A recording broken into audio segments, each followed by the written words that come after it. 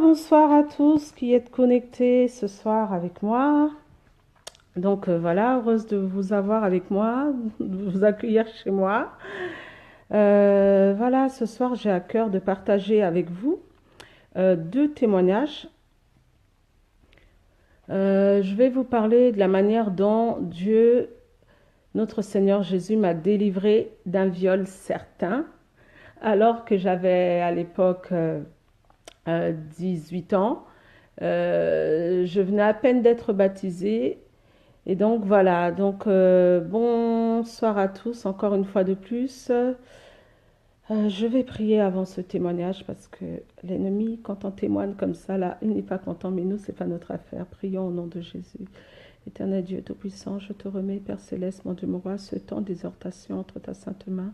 Puisses-tu, Père Céleste, mon Dieu, mon roi, manifester ta puissance, manifester ton amour, manifester ta gloire, manifester, Père Céleste, mon Dieu, mon roi, ta paix, ta joie au milieu de nous, et que ton nom seul, Seigneur Jésus, soit élevé pour la seule gloire de ton nom, Seigneur, mon Dieu, mon roi. Père Céleste, mon Dieu, mon roi, je lis tout sentiment, toute chose qui ne te glorifie pas au milieu de nous, ou en ton nom, Seigneur Jésus, et je les chasse loin dans les lieux arides. Merci encore de bénir toute personne qui va se connecter pour la seule gloire de ton nom, de toucher, disposer et d'apporter ton salut, car comme nous le savons, tu reviens bientôt. Béni soit ton saint nom, éternel Dieu des armées, en ton nom, Seigneur Jésus. Ainsi je prie, je te remercie, je dis Amen.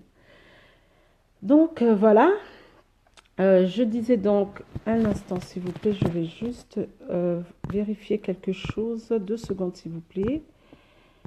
Je disais que j'allais témoigner, je vais donner mon témoignage par rapport au fait qu'à l'âge de 18 ans,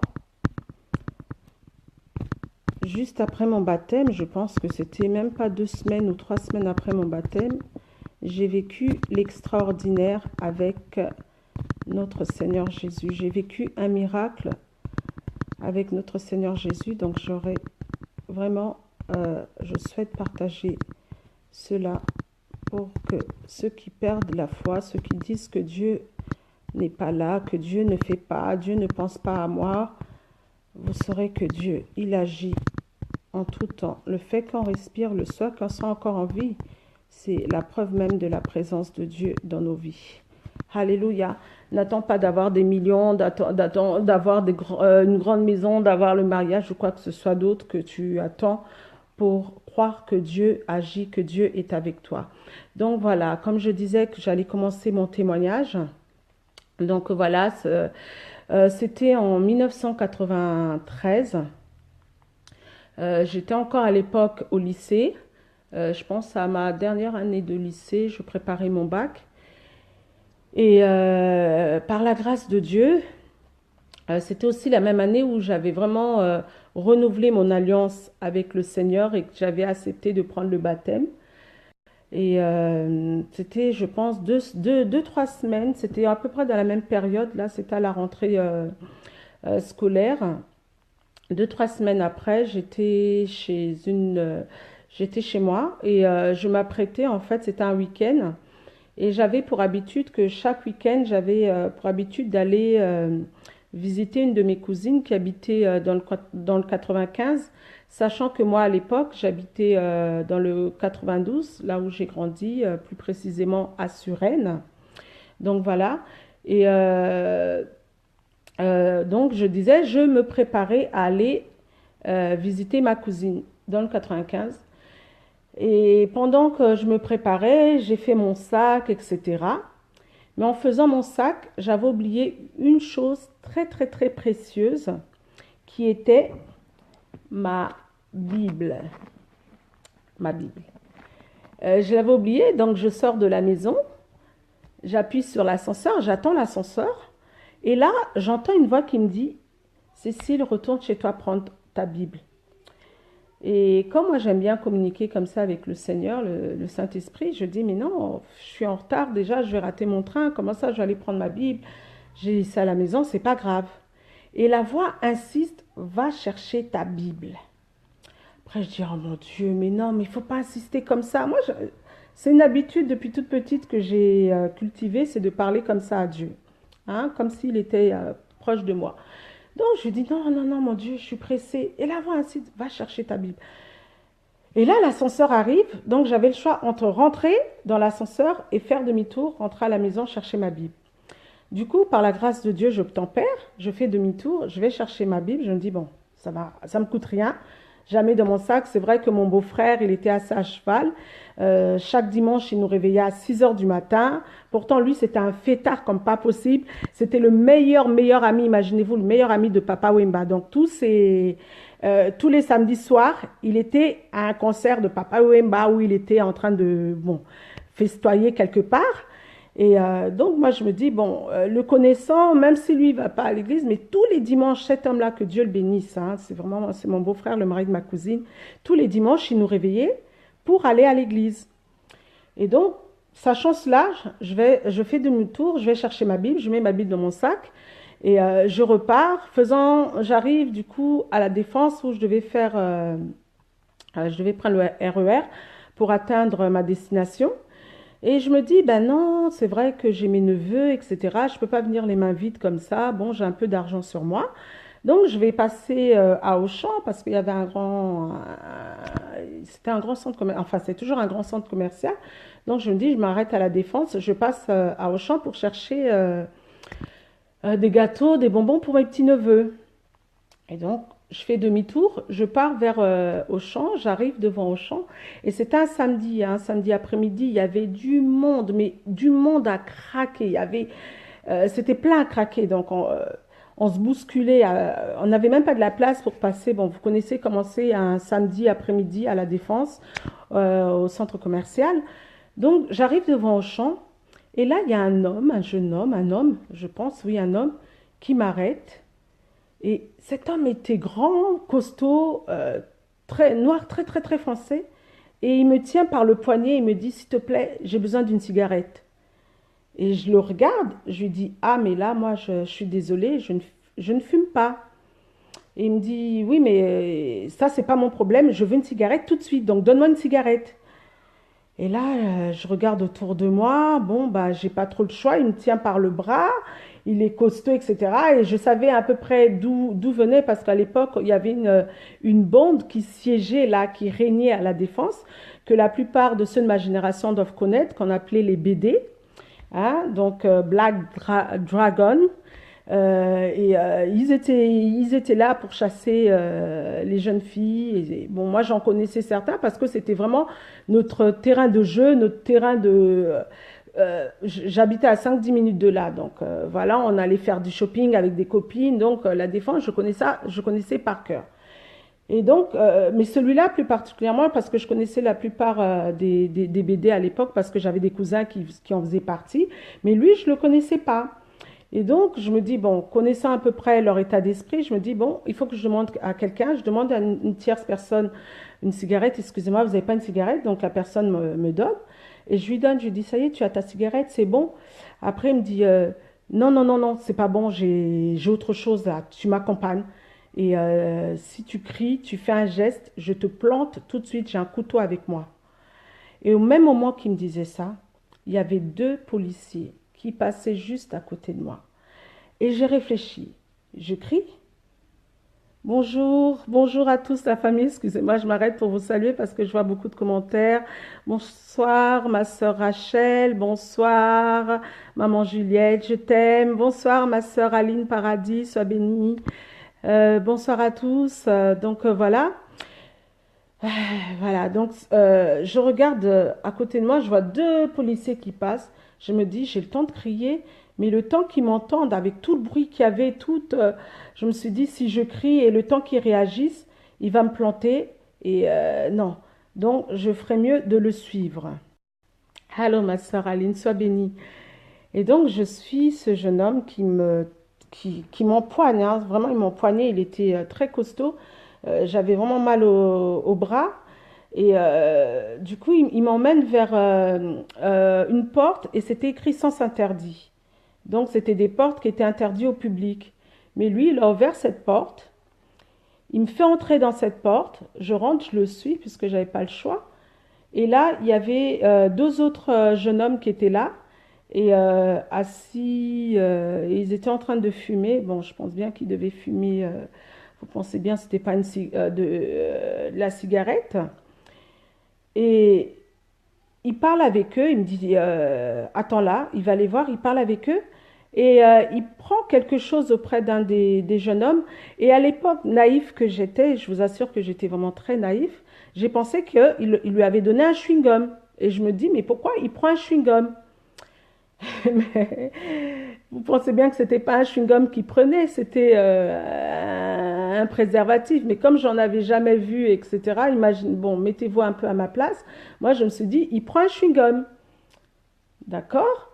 Il m'empoigne, il m'emmène encore dans une autre porte, un peu plus loin.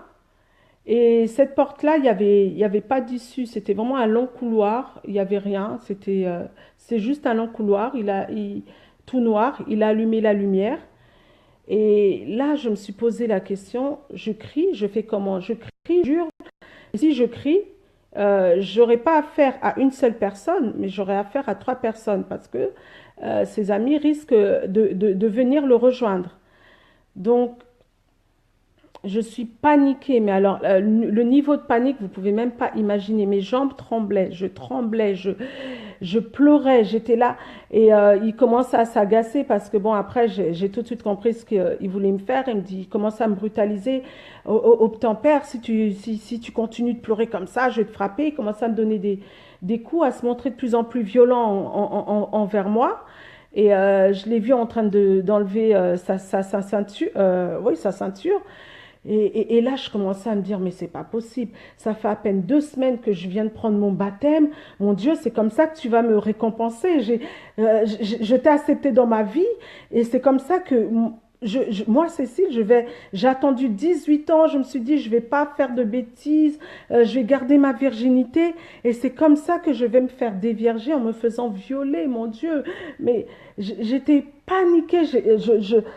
Vous savez, j'étais dans un état, je paniquais tellement que même les larmes n'arrivaient pas à sortir de mes yeux. Euh, je sentais plus mes jambes et, et là, je priais au fond de moi, au secours, Seigneur, fais quelque chose. Si tu es là vraiment, si c'est toi que j'ai accepté dans ma vie, délivre-moi de cet homme. Et au moment où il commençait, parce que j'avais un pantalon, il commençait à vouloir m'enlever mon pantalon. j'ai eu comme un flash. Je me suis rappelé que j'avais ma Bible dans mon sac. Donc, du coup, je lui ai dit, excuse-moi, j'ai quelque chose à te dire, c'est urgent. Et puis il me dit, ah, j'ai pas le temps, j'ai pas le temps. Je dis, s'il te plaît, je me mets à genoux, s'il te plaît, par pitié. Tu vas tout me faire, je sais ce que tu veux. Je suis à toi, de toute façon, je peux rien faire, mais je veux juste te montrer quelque chose. J'ai quelque chose d'important dans mon sac, il faut que tu voies ça. Et une fois que tu verras ça, tu pourras me faire tout ce que tu veux. Il n'y a pas de problème. Et du coup, il regarde, parce que j'avais mis mon sac à côté de la porte, il l'avait jeté en fait, je ne sais même pas comment mon sac avait atterri là, j'étais en état de choc. Et il regarde mon sac, il me regarde, il dit, bon. Il réfléchit et amène ton sac, amène ton sac. Du coup, j'emmène mon sac et quand je prends mon sac, bonsoir ma soeur, excusez-moi, bonsoir ma soeur princesse, sois bénie.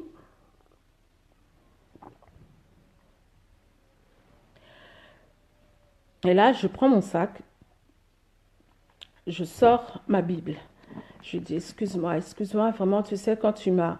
Excusez-moi, j'ai un peu menti, hein, mais vraiment, il fallait que je me sorte de cette situation. Et je lui dis, tu sais, quand tu m'as croisée, j'allais à l'église, avec ma cousine, il y a ma cousine qui m'attend à Châtelet, et là, elle doit être inquiète, j'ai pas de quoi la prévenir, ça fait un moment qu'on s'est donné rendez-vous, et je sais pas comment faire. Et là, il se passe une chose, mais une chose que, Seigneur Jésus, la parole de Dieu dit que l'obéissance vaut mieux que le sacrifice. L'obéissance vaut mieux que le sacrifice. Et je bénis Dieu. Je bénis Dieu. Plus de 20 ans après d'avoir fait en sorte, parce que c'est lui qui crée le vouloir et le pouvoir en nous, que j'ai eu cette grâce d'obéir et j'ai pris ma Bible ce jour-là avec moi. Quand la parole de Dieu dit que sa parole, la Bible est un bouclier pour le chrétien, pour nous, ses fils et ses filles, je vous assure que j'ai vu, j'ai manifesté, j'ai concrètement palpé ce bouclier qui est la Bible.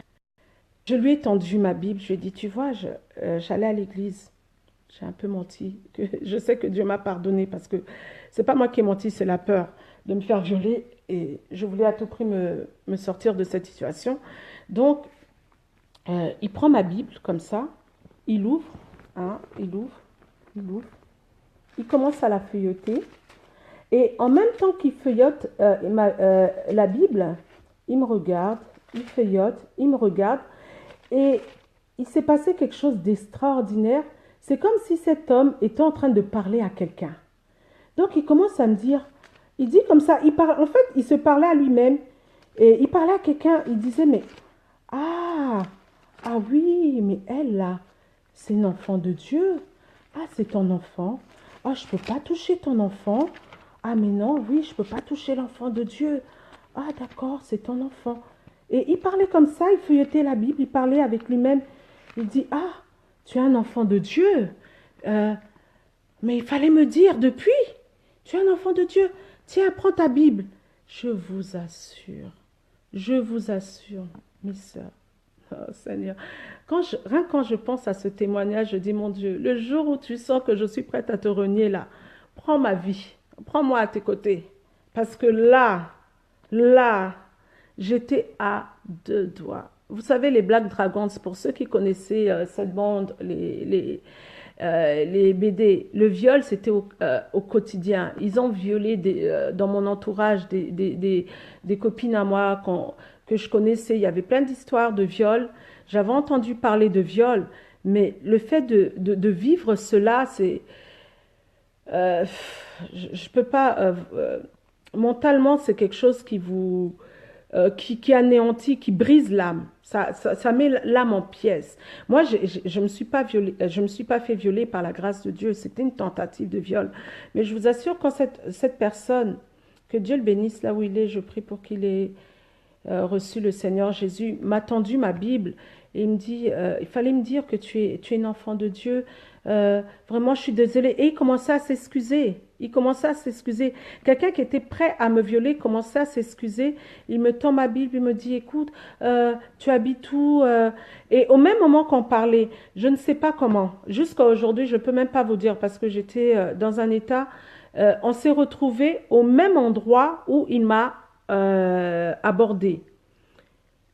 Et il y avait des gens autour de nous, mais je ne voyais plus personne. J'étais comme dans un état de choc. Oui, voilà, j'étais en état de choc.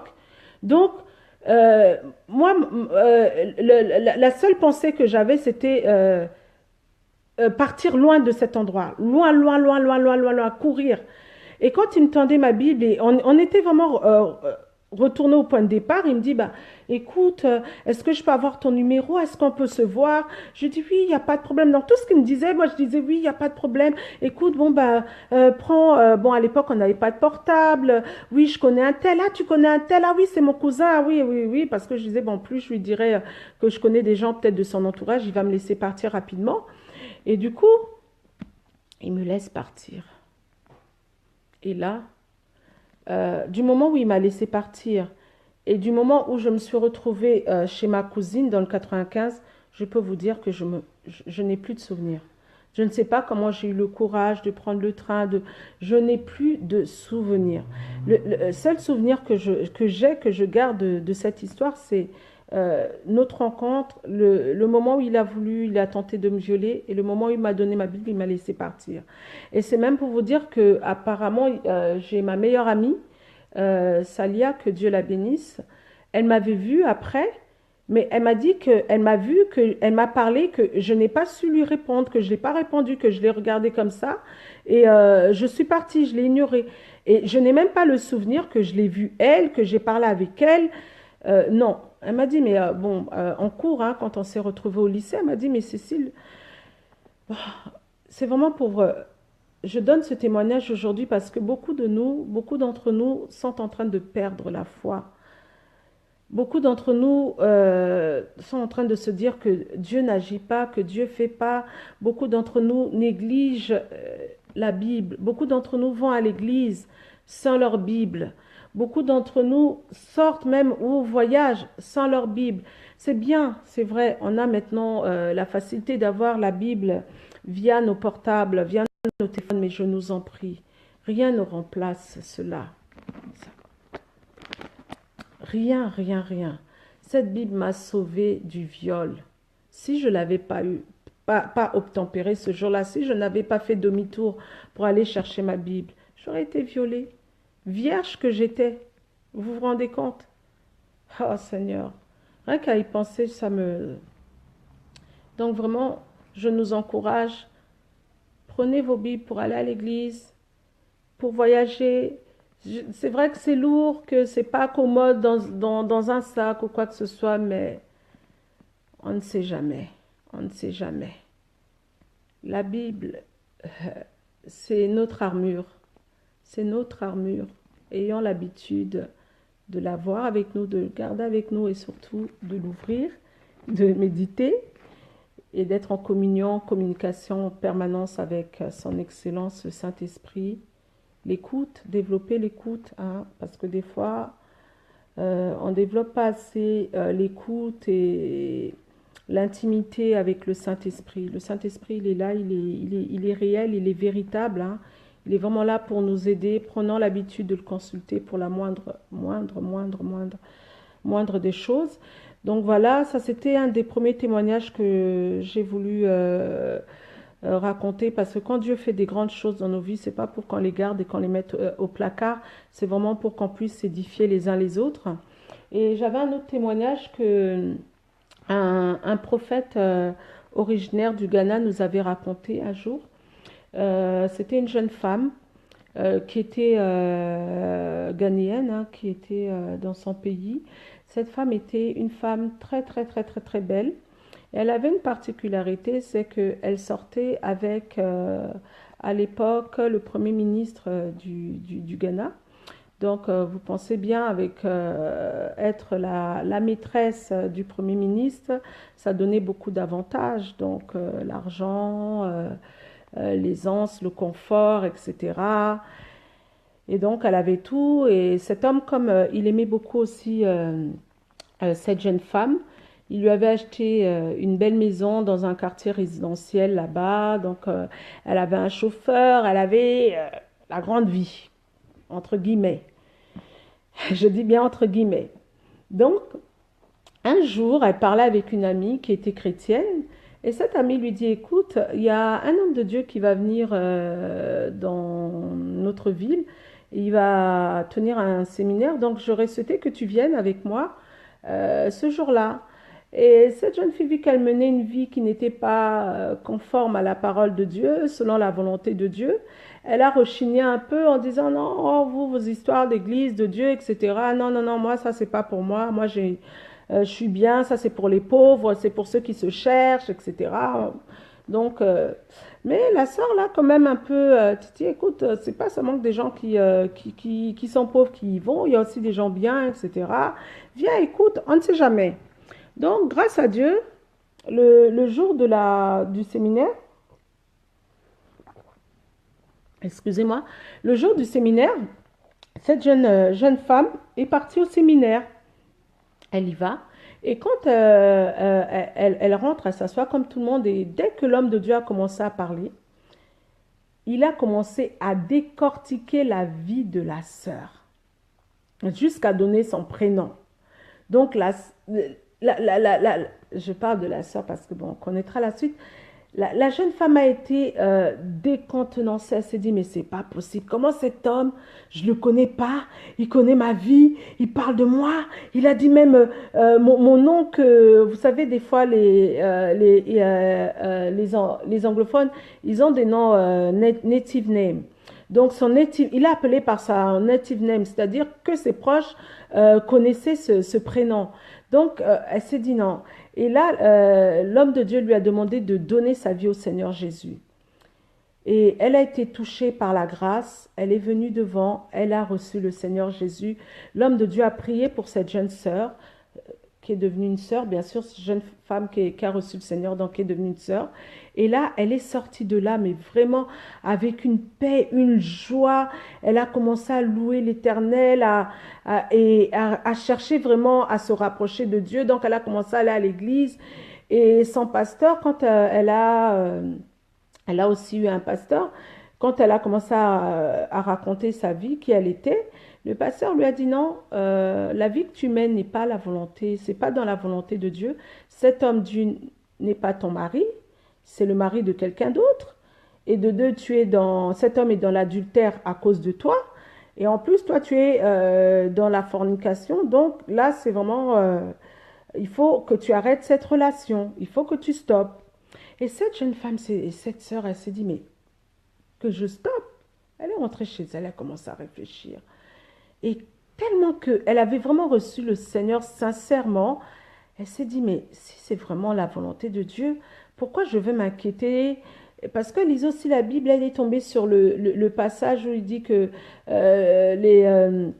les oiseaux même ne s'inquiètent pas de ce qu'ils vont manger. Pourquoi toi tu vas t'inquiéter de ton lendemain, etc.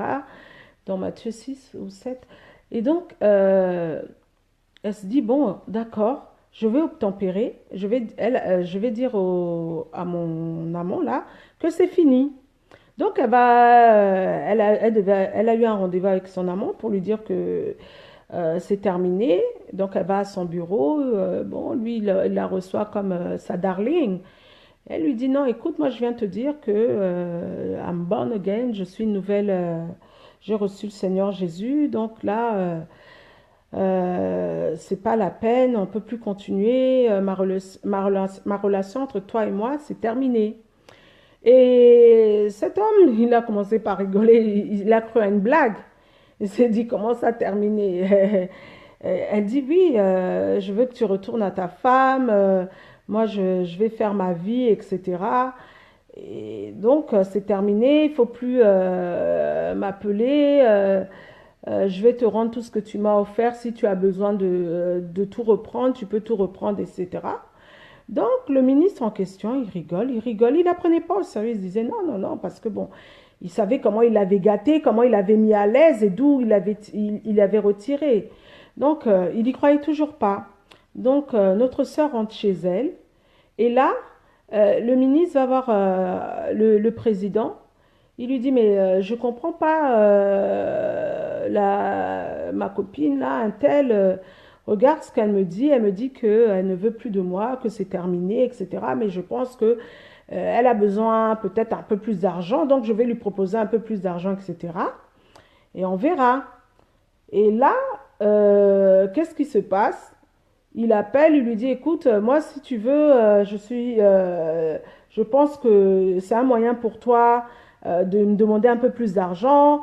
Si tu veux, je peux t'acheter un appartement à Londres, ou je t'envoie à Londres pour réfléchir à la question, etc. Et la jeune sœur dit, non, non, non, moi, j'ai été claire avec toi que je ne veux plus de cette relation, je ne veux plus, je ne veux plus. Donc, il se dit, bon, on va voir si vraiment elle est vraiment sérieuse. Qu'est-ce qu'il fait? Il appelle ses gardes du corps, ses hommes, hein, ses employés. Il dit, écoutez, parce que il s'est dit peut-être que la sœur, elle veut se jouer de lui. Donc comme c'est comme ça, il va tout lui prendre. Il va prendre tout ce qu'elle a dans sa maison, tout, tout, tout, tout, tout, tout, tout. Donc il ne lui reste même pas un seul bijou parce que tout ce qu'elle avait, c'est lui qui lui avait offert. Donc il s'est dit, bon, comme elle veut jouer à ça, elle veut jouer avec lui, il va tout prendre et on va voir si la sœur ne va pas courir après lui. Donc, il envoie des gens qui viennent avec un camion et là, la sœur n'était pas là, elle était sortie. Donc, ces gens-là, ils viennent, ils ramassent tout, tout, tout, tout, tout, tout, tout, tout, tout, tout, sauf la boy qui était, la servante qui était à son service. Donc, le soir arrive, notre sœur arrive chez elle, elle voit que tout est vide. La maison est vide. La maison est vide, vide, vide. Donc, il n'y a plus rien. Il n'y a pas de lit. Il n'y a rien, rien, rien. Tout est vidé, vidé, vidé. Ah, elle se met à pleurer. Elle dit, mais mon Dieu, tu m'as emmené, tu m'as dit de venir à toi, mais maintenant, j'ai plus rien. Je vais vivre comment avec rien? Donc, elle n'avait que le pan qu'elle avait sur elle, là. Donc, elle a appelé sa servante. Sa servante commence à lui raconter, non, c'est les gens du ministère qui sont venus. Ils ont tout, tout, tout pris et apparemment, c'est monsieur un tel qui a demandé qu'on prenne tout. Elle dit, d'accord.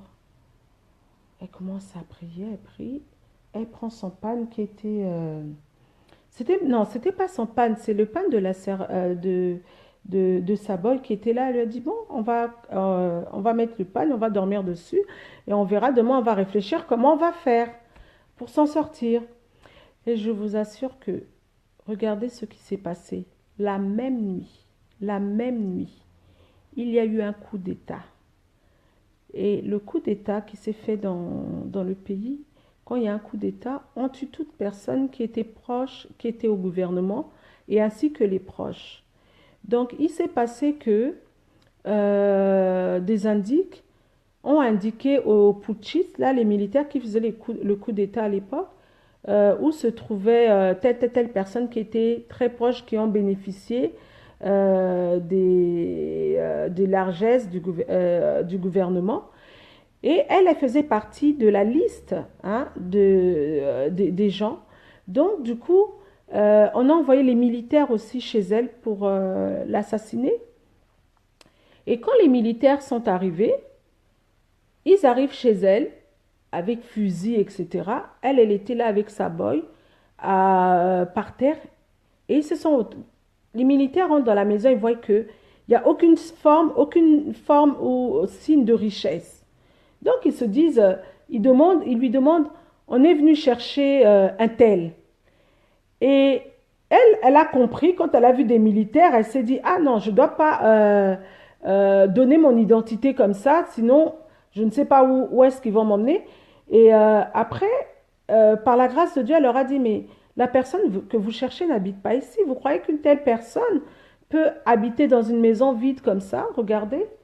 Et les militaires, c'est vrai, ils regardent autour d'eux, il n'y a rien, il n'y a pas de meubles, etc. Donc, ils sont aussi confus, ils se disent, mais non, c'était quand même la deuxième, bon, la deuxième femme a été considérée comme la deuxième femme du Premier ministre, donc comment ça se fait que la maison soit vide? Donc, ils se sont excusés, excusez-nous, on nous a mal indiqué, vous n'êtes pas la bonne personne que l'on cherchait. Ah, Seigneur, vous vous rendez compte, hein? L'obéissance vaut mieux que le sacrifice, mes sœurs. Toi qui sors avec le mari d'autrui, qui n'est pas le tien, obéis à la voix du Seigneur aujourd'hui, qui a atteint ta maison, qui a atteint ton cœur. Laisse cet homme, ça n'en vaut pas la peine. Tu fais que gaspiller, passer ton temps. Et même, tu risques même la mort. Si cette sœur-là, elle n'avait pas obéi à la parole de Dieu, à la voix du Seigneur, si elle n'avait pas laissé cette relation qui lui donnait tout le confort de ce monde, tous les biens de ce monde, elle avait l'argent, elle avait la beauté, elle avait, comment dire, la gloire, la popularité, parce qu'elle était la femme d'un tel, enfin la maîtresse entre guillemets d'un tel. Mais elle a abandonné ça, elle a vu ça comme une perte quand elle a reçu le Seigneur Jésus. Et au travers de ça, grâce à ça, elle a gagné sa vie. Parce que si elle n'avait pas obéi, ces militaires qui seront rentrés avec tous les meubles, tout ce qui donnait aspect à la richesse, ils l'auront tué certainement. Elle n'aurait pas elle aurait pas pu dire non, c'est pas moi. Puisque les meubles et toutes les grandes télés, les télés qu'elle avait, etc., les bijoux, tout ce qu'elle devait avoir de toute forme de richesse, allait trahir son identité. Mais là, il n'y avait rien qui puisse trahir son identité, puisque la maison était vide. Hein? Oh Seigneur. La première fois que j'ai écouté ce témoignage, j'ai dit, mon Dieu, tu es merveilleux. Seigneur, tu es merveilleux. Mes sœurs, la beauté ne sert à rien quand elle est mal utilisée, quand elle est utilisée pour tuer la vie des autres, tuer le foyer des autres. Dieu t'a pas donné cette beauté-là pour aller gâter la vie de quelqu'un, ma sœur. Dieu t'a donné cette beauté-là pour glorifier son nom, pour donner gloire à son saint nom. Alléluia. En tout cas, soyez toutes bénies, mes sœurs, vous qui me suivez, qui m'encouragez, comme toi, ma sœur princesse, que Dieu vraiment t'accorde encore la grâce de le suivre, de s'attacher, peu importe les difficultés. On est là, on s'attache parce que notre Seigneur Jésus revient très, très, très bientôt. Et en tant qu'élus de notre Seigneur Jésus, nous devons nous attacher qu'à lui seul. Hein, ma maman, toi qui m'encourages, maman Juliette, sois bénie, ma sœur Aline. Ah oui, nous sommes bénis hein, au travers de notre coach, mentor, pasteur Sunday. C'est au travers de lui que Dieu m'a donné ce courage de faire ces directs vraiment pour que nous puissions nous fortifier les unes, les autres, manifestons-nous l'amour dans ces temps de la fin, soyons vraiment alertes, aware, je ne sais pas comment dire ça en français, éveillés, parce que nous sommes vraiment, soyons les femmes sages. Nous sommes à la fin du temps. Préparons-nous pour la récolte. C'est plus le temps de la moisson. Le temps de la moisson est passé. Tout le monde entend la parole aujourd'hui. C'est le temps de la récolte. La récolte, elle va se faire. Elle est pour bientôt. Le Seigneur va nous enlever. Donc, préparons-nous. Préparons nos cœurs, nos âmes, nos corps dans la sanctification. Pas seulement du corps, mais comme j'aime à le dire, la sanctification du cœur, la sanctification de la langue, la sanctification de nos pensées, de notre âme. Hein, c'est le plus important parce que je connais beaucoup la religion, les religieux aiment axer sur sanctifiez-vous, sanctifiez-vous, fuyez l'impudicité. Mais tu fuis l'impudicité, mais ton cœur est noir, rempli de ténèbres, rempli de jalousie, rempli de médisance, rempli de mauvaises pensées. Hein? Donc la sanctification là que personne ne voit là, pas l'extérieur, hein, celle du cœur, de l'âme. Soyons remplis de l'amour de notre Seigneur Jésus. Soyons remplis de sa paix, de sa bonté, de sa justice. Hein, que toute amertume en nous, que toute médisance en nous, que toute jalousie en nous ne soit pas notre portion. Soyons des femmes de valeur, valorisant notre bien-aimé, notre roi de rois, notre Seigneur des seigneurs, notre premier époux, celui qui nous a sortis de la saleté, de la boue, pour nous nettoyer, nous laver au travers de son sang et nous habiller de vêtements blancs, remplis de diamants, de perles, de choses précieuses. Vous savez, le ciel est beau, hein? Ah, le ciel! Ah. Aujourd'hui, hein, je vais bientôt m'arrêter là parce que j'allais me coucher. Mais ce qui me fait rire, mon mari me faisait remarquer que aujourd'hui, il y a plein de coachs qui nous apprennent à comment vivre, comment nous épanouir sur la terre, être bien sur la terre. C'est bien beau, c'est vrai, c'est bien beau qu'il faut qu'on soit bien, qu'on soit épanoui, etc. Mais à quoi ça te sert si tu perds le ciel? On doit nous apprendre comment nous préparer pour le ciel, comment nous être prêts pour que nous soyons tous, toutes prêts, comme les femmes sages. Hein? Vous croyez que les femmes sages, elles se préparaient pour la terre ou elles se préparaient pour le ciel? Il faut arrêter un peu tout ça là. Eh, Seigneur, aide-nous. Aide-nous, Seigneur Jésus. Alléluia, je vous aime. J'ai la joie, j'ai une joie qui est là. J'ai une joie, mes sœurs. Soyez bénis. Merci, merci à toutes et bonne nuit à toutes et à très bientôt. Partageons s'il vous plaît la vidéo pour que d'autres aussi puissent encore recevoir les encouragements, voir comment le Seigneur est bon, surtout ceux qui ne connaissent pas le Seigneur, comment Dieu fait encore des miracles, Dieu guérit, Dieu bénit, Dieu sauve. C'est encore d'actualité, ce n'est pas des fables, c'est des choses du vécu. J'ai encore beaucoup de témoignages à dire, beaucoup de témoignages. J'ai des témoignages, mon Dieu, Seigneur Jésus. Depuis mon enfance, ma naissance même est un témoignage, si vous saviez. Mais bon, ça viendra par la grâce de Dieu, chaque chose selon le temps de Dieu et non le nôtre. Soyez bénis, mes sœurs, à très bientôt. Je vous aime.